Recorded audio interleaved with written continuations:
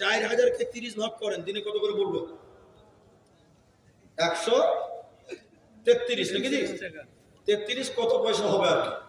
133 টাকা। একবার বলুন সুবহানাল্লাহ, বলুন নাউজুবিল্লাহ, বলেন ইন্না লিল্লাহ। আচ্ছা, 133 টাকাতে কোনো বেতন কারো আছে নাকি দুনিয়াতে? আপনারা ডিউটি করেন 8 ঘন্টা, ক ঘন্টা বলুন? বলুন 6 ঘন্টা, 12 ঘন্টা। কিন্তু মসজিদের ইমামের বেতন কত টাইম ডিউটি? 8 ঘন্টা, 24 ঘন্টা। আপনার বাপ কলকাতায় মারা গেছে রাত 2টা বাজে, তখন আপনি ইমাম সাহেবকে ফোন করে বলছেন, মুফতি সাহেব আমার বাপ মরে গেছে, তুমি এক্ষুনি ইলান করে দাও।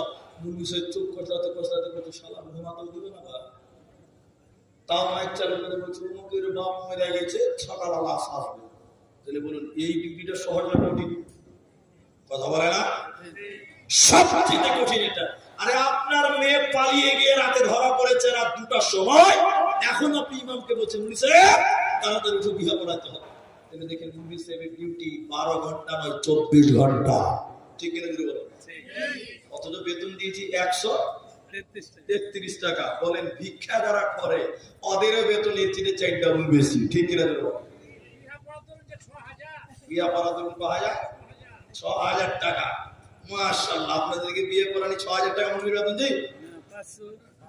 6000। মাশাআল্লাহ, ছবিটা করলে না? 6000।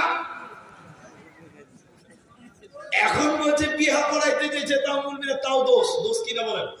এদিকে দেখেন, এদিকে দেখেন, একটা পুলিশ সাহেব আস্তে হাঁটছে, বুঝলেন, খুব জোরে হাঁটছে আর কি।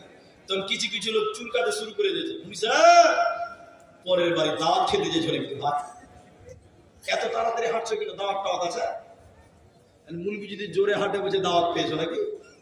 মুলবি বলছে যা আজ থেকে আর জোরে হাঁটবো না, আস্তে আস্তে হাঁটো।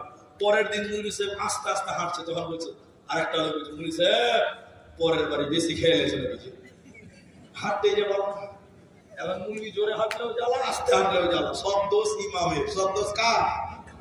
ইমামের বর্তমান অবস্থা। আর উনি বলছে ইমামের বেতন কত? আল্লাহর নবী বলেন, সাহাবীরা বলতেন তাআল্লামনাল ঈমান ওয়া তাআল্লামনাল কুরআন। এটা সাহাবীদের কথা। সাহাবীরা বললেন, আমাদেরকে নবীজি সর্বপ্রথম ঈমান শিক্ষা দিয়েছে, এরপরে আমাদের শিক্ষা দিয়েছেন কুরআন।